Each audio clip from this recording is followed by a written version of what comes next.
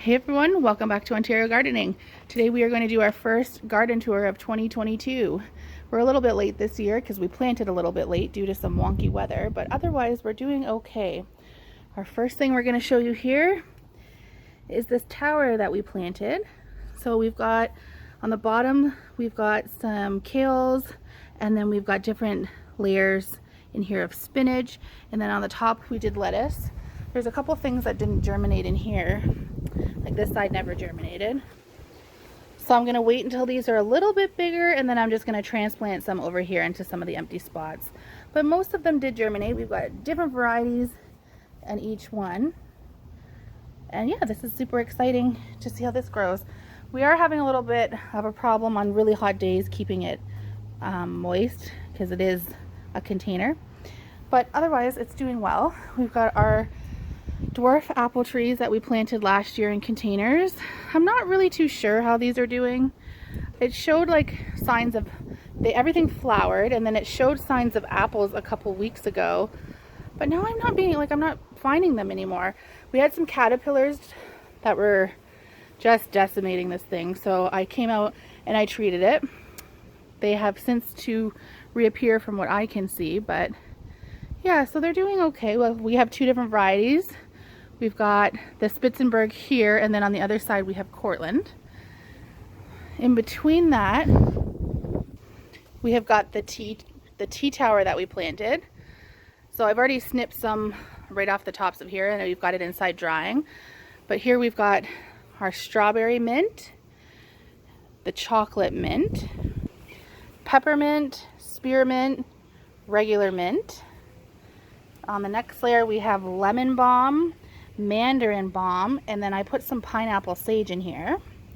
And then down at the bottom we have chamomile, and it looks like we have our first little sprout of chamomile. So this will come up. Can't wait for this. And then again, here is the other apple tree. So I will take you around here and let's get going into the main garden.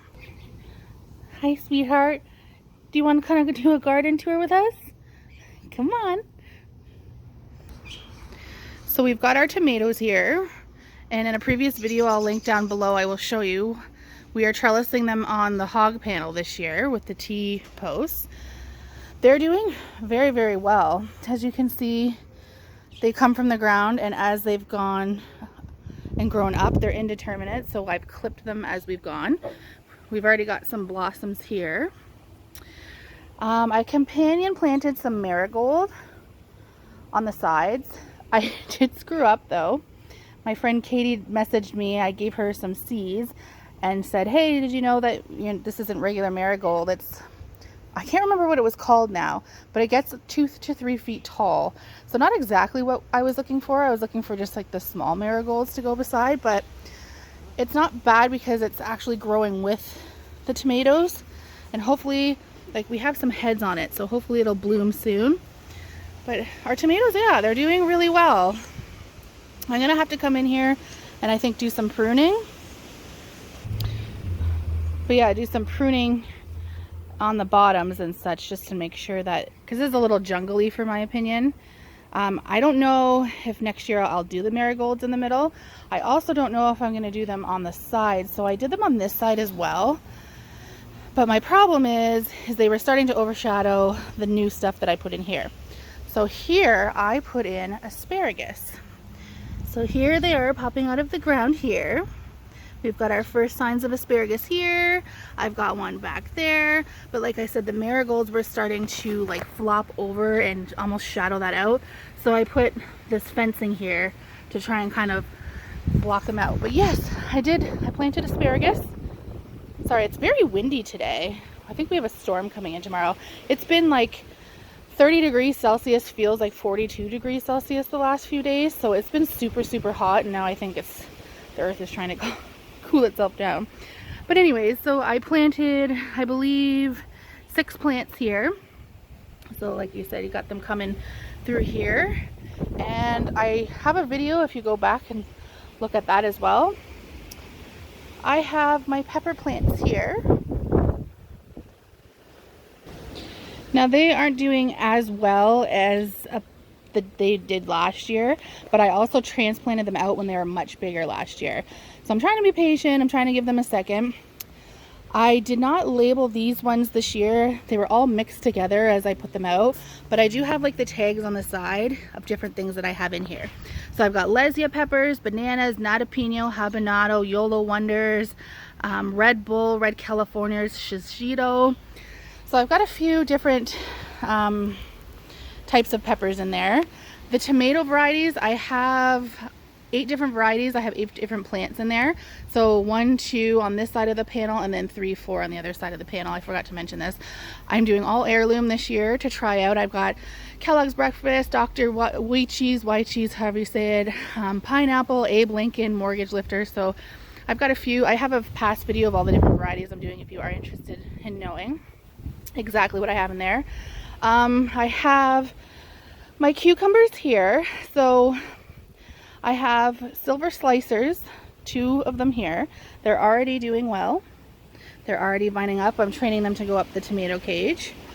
I have got a jelly melon back there, which I planted before I really did too much research on. This could be a disaster. There's a lot of people that regret growing it. It takes over everything. So if it gets too out of control, I'm going to rip it right out because I don't want it to overtake my peppers and my other cucumbers that I enjoy eating. And then the other jelly melly that I had here actually died. So I ripped that one out and I put in some okra. And the reason I put in okra, I will show you like later on throughout the bed. But yeah, I needed another spot. Here we have our potatoes. So we got Yukon Gold potatoes, and I did it in a previous video from last year. I show you how to chit like grocery store potatoes. So that's what I did. I cut off pieces that were growing eyes already and planted them. So those are the potatoes there. Here we've got some garlic chives. This is my first successful year so far with chives, so I'm really hoping that the potatoes don't shadow these out because I'm super excited. I've never been able to grow chives before. Apparently they're like one of the easiest herbs to grow, and just for some reason I just never can. Green onion. This is Tokyo long green onion from MI Gardener. We've got celery here. So we grew a bunch of celery from seed. You can use the bottom of your celery like when you're done with the stalk and reroot that and plant it. We decided to try it from seed and it really is doing well so far. So far so good. So that's what it looks like there. Then beside it we have our carrots. I just thinned them out today. So again, I have done videos in the past. I trench mine. So we actually did 2 tests here. So I think I did a previous video about the square foot gardening. So we tried our carrots in the square foot here. We took 3 square feet and tried doing it the way that you're supposed to do it per square foot with the black nebula carrots. So they're black carrots. And then I did my good old trenching here. So that's where I dig a trench out, I sprinkle the seeds, wait for them to start grow, and then I thin them out afterwards. I personally like doing it that way. I just feel like I get better germination, but like as you can see, as opposed to the spotty germination with the square foot gardening here. So I don't know if I'll do the square foot gardening again for carrots per se, but we've got our carrots going here. I did Corliss Nantis carrots. Oh, and the celery is Utah celery. So here we've got our hanging baskets on the fence all throughout here. So I put hanging baskets all down here. Here we have, so this is new for me. This is Swiss chard. It's rainbow colored Swiss chard. And here are all of these different types of rutabagas. So I've got the Williamsburg rutabaga, American purple top rutabaga. Now I'm gonna have to come through here because one seed is one rutabaga. So I'm gonna have to come through. I'm just waiting for them to get a little bit bigger, and then I'm gonna come through and thin them down to one plant. Just to make sure, because rutabagas, I don't know if you've seen, like they can get huge. So of course you don't want to crowd them. Similar to carrots, you have to come out and thin your carrots so that the carrots have room underground to grow. They're not competing with each other. moving along, we have our zucchini plants. My favorite plant to grow in the garden. We did yellow this year. I've never done yellow zucchini before. Apparently that's sweeter, so I'm gonna try that. And then we've got our traditional green. This year I'm doing Black Beauty at recommendation. In our hanging baskets, we have celosia and we have coleus. Look at that beautiful watermelon color in the middle. Like, I love those plants. And then we've got, coming along down here, an entire bed of green bean plants. So this was using the square foot gardening method again. I told my spouse that we were going to be doing one bed of green beans. Last year I did 75 green bean plants, and we're still working on green beans from the freezer. So I turned my back for 2 seconds. The square foot gardening method was applied here, not realizing that you can do, I believe it's 12 green bean plants, 9 to 12 green bean plants. No, it's 9 per square foot. I said, go ahead, plant per square foot. Well, here we have 231 green bean plants. I don't know what I'm going to do with them all. And the variety that I picked is called Lewis green beans, and they grow like 2 per flower, I believe, something like that. So you get double per plant as it is. Over here in the corner, there's actually a couple different ones. We ran out of beans, so we and that was all the beans that I had, not to mention all the ones that I harvested from last year. So this corner here, I believe, is a mixture of whatever dragon tongues beans we had left over, and the burgundy ones. So I won't know until they flower exactly what they are, but the one nice thing, I guess, about having all these plants is I can probably dedicate like a few square feet to beans that I'm just going to harvest for seed for next year, and I won't have to buy any beans for next year. So here is the pollinator garden. I did a video about this. We built it this year. I have everything in here, like our sunflowers are doing amazing. We've got regular sunflowers, and then we have Autumn Beauty sunflowers. I have got so many different things growing in here. Zinnias, asters, bachelor buttons, celosia. There is my blueberry plant in the back, and my other blueberry plant back there. I took out the fountain and we did a bird bath instead. This, when light hits it, will actually shoot up water. So I've got another sunflower in the back there. Our strawberry plants. So our strawberry plants are hanging on these. Sorry about the sun. It's after dinner, golden hour here, and we're doing well. I'm actually going to come out before the birds get them and harvest all of the red ones, because we got red in every single one of our baskets here. So I'm going to come out and harvest those. We're getting close on some of these plants for opening up. Down there I actually planted some lavender. It's Q lavender, I believe.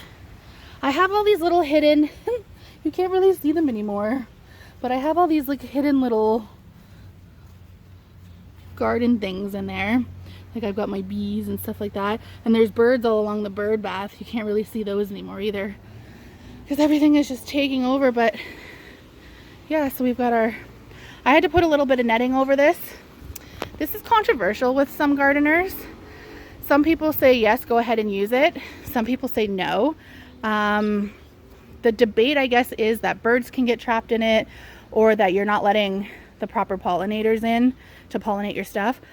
I haven't found problems with either. As you can see, like, we're having no problems getting fruit. I just use it because I don't really want the squirrels in there. But yeah, so there's my pollinator garden. It is just absolutely full. And then over here, we have our experiments. So I have 3 grow bags. I just put them along the shed over here, kind of out of sight and out of mind. So I have eggplant. This one is the Black Beauty eggplant, I believe. Yep. So I've already got actually a flower on it, so that's super exciting. I've never grown eggplant before, So basically I use these grow bags every year as my experiment bags. Basically because I don't want to take up space in my garden for something that I've never grown before or something that I don't know if we're gonna like eating. So I grow them in these bags, and worst case scenario, either the plant doesn't work, we don't like the fruit that it produces, and I can kind of just tinker around and play around and get used to the plant in these bags on how to take care of it. So if we really like eggplant, next year I will dedicate some space in my garden to the eggplant, and because I've put them in these bags, I can kind of get an idea of how the plant grows, how it likes to be taken care of, that kind of stuff. So we've got the eggplant here, we've got okra here, and we have our Brussels sprouts in here. And the Brussels sprouts, they're doing okay. They are a little bit more cool tolerant, so I'm worried that they're gonna bolt in the heat. But because we have them up against the shed, they're kind of shaded. The okra is not doing well. This was just a Clemson spineless okra, but I figured out what the problem was. So I don't know if you can recall from a couple minutes ago, I said that I planted okra beside the cucumber. So the reason I did that was because I have a male dog who I didn't notice until just a couple days ago. He keeps cocking his leg on this felt bag.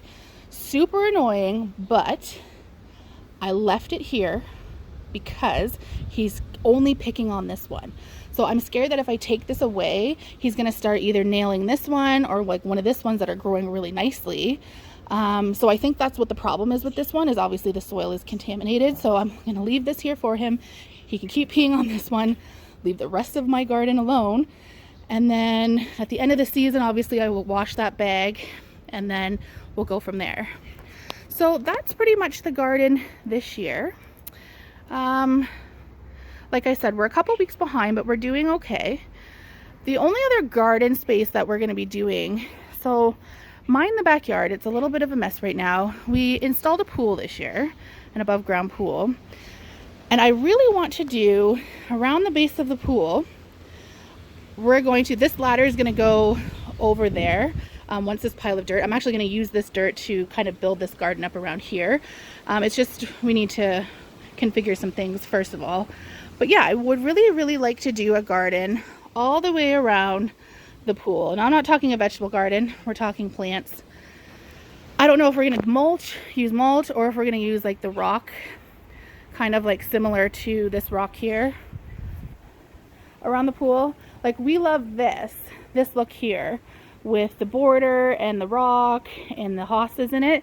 And we think that would look really good around there, but we're not really sure what to do yet. So if you have any suggestions, things that you know of tried and true that work around a pool, something that we don't want anything that's going to grow up and underneath the pool because we don't want to affect the liner. So something shallow rooted and pretty that grows well around the pool that can tolerate a little bit of chlorine if something gets splashed and nailed on it. But yeah, so it's a little bit longer of a tour for the first one. As we go through each month, obviously they're quicker. But thank you so much for joining me for another season. I'm really excited to get this going, and we shall talk to you soon. Bye.